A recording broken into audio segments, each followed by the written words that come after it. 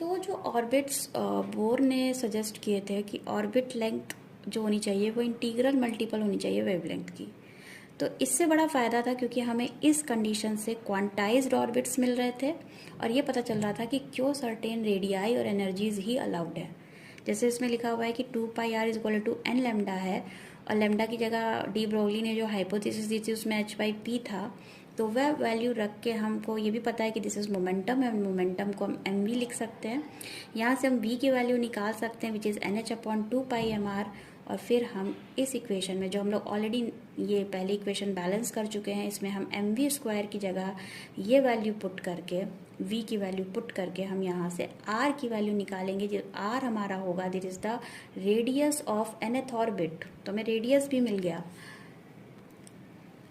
अगर हम n=1 रख देते हैं तो हमें बोर का ऑर्बिट मिल जाता है विच इज़ 0.529 × 10⁻8 सेंटीमीटर। और जो टोटल एनर्जी इलेक्ट्रॉन एक्सपीरियंस कर रहा है it is given by the sum of kinetic energy and potential energy which is half mv² and this जो हम लोग ऑलरेडी निकाल चुके हैं। पोटेंशियल एनर्जी है तो Q से मल्टीप्लाई होगा, पोटेंशियल निकाल के हम Q से मल्टीप्लाई करेंगे। एंड अगर हम देखें तो ये जो वैल्यू है दिस वैल्यू, तो हम इसमें ये कह सकते हैं कि जो mv² की वैल्यू हम यहाँ से उठा के जो हमने पहले इक्वेशन बैलेंस की थी वो हमने रख दी और ये वैल्यू हमें E की मिल गई। लेकिन अगर हम इसमें R की वैल्यू जो हमने पहले निकाली थी स्टेबल ऑर्बिट की वैल्यू, nth ऑर्बिट की वैल्यू वो रख देते हैं तो हमें एनर्जी भी मिल जाती है in the terms of En।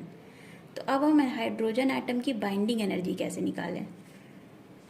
So as you can see energy हम निकाल चुके हैं, लेकिन हमें पता है कि अगर कोई इनिशियल ऑर्बिट से इलेक्ट्रॉन ट्रांजिशन करता है फाइनल ऑर्बिट में तो हमें एक चेंज ऑफ एनर्जी मिलेगा विच इज़ डेल्टा ई। और अगर वो फाइनल से मतलब फाइनल में पहुंच रहा है तो delta E will be always positive, तो ग्रेटर देन 0 होगा।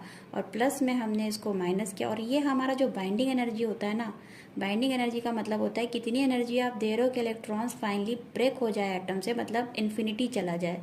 तो NF को आप इन्फिनिटी रखो, Nin को आप 1 रखो, ये वैल्यू कैलकुलेट करो और उसके बाद आपकी वैल्यू आएगी अप्रॉक्सीमेटली -13.6 इलेक्ट्रॉन वोल्ट। ये इसकी बाइंडिंग एनर्जी है।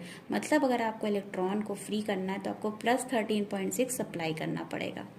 So if you like this video please share and subscribe my channel. Thank you.